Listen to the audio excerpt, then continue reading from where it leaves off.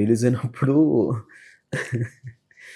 ఏ ఒక్క రివ్యూవర్ కూడా నేను ఒక్కడినే చేశానని చెప్పలా. మొత్తం ముగ్గురు చేశారంట.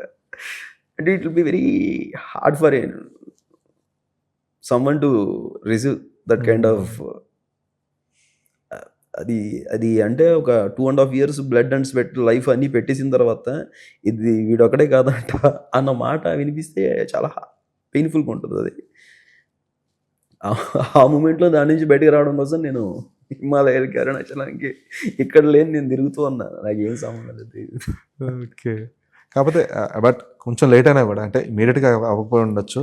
రిలీజ్ అయిన వారం తర్వాత ఎప్పుడో మొత్తానికి ఓకే. హరి ఆల్మోస్ట్ 2 మంత్స్‌కి ఇప్పటికే ఉందండి. ఇప్పటికి కొంతమంది వచ్చినప్పుడు ఇది మీరే చేశారు కదా! ఇది మీరే చేశారు కదా! అంటున్నప్పుడు ఓకే.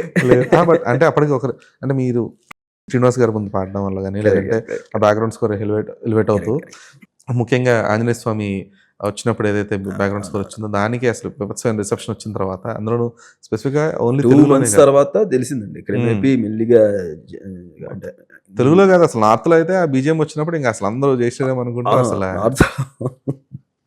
నాకెప్పుడు ఇదొకటి ఉండేదనమాట. నేను ఎక్కడికైనా వెళ్తా నా మ్యూజిక్ ఎప్పటికైనా వినిపిస్తదా అని. నేను తర్వాత హిమాలయాలో ప్రతిసారి వాళ్ళు రఘునందన పెట్టుకుంటా చాలీస్‌లో పెట్టుకుంటుండే. తెలియని ఒక చిన్న సాటిస్ఫాక్షన్ వేరండి. నెక్స్ట్ అది కూడా అంటే థియేటర్‌లో వినపడడం వేరు. అక్కడ అందులోనూ వాళ్ళు రెగ్యులర్ గా వినే శ్లోకాల మధ్యలో మీ మ్యూజిక్ అనేది ఉండడం అనేది నిజంగా అదొక అచీవ్మెంట్. అది నిజంగా చాలీసా అనేది చాలా గట్టిగా రిసీవ్ చేసుకున్నారండి.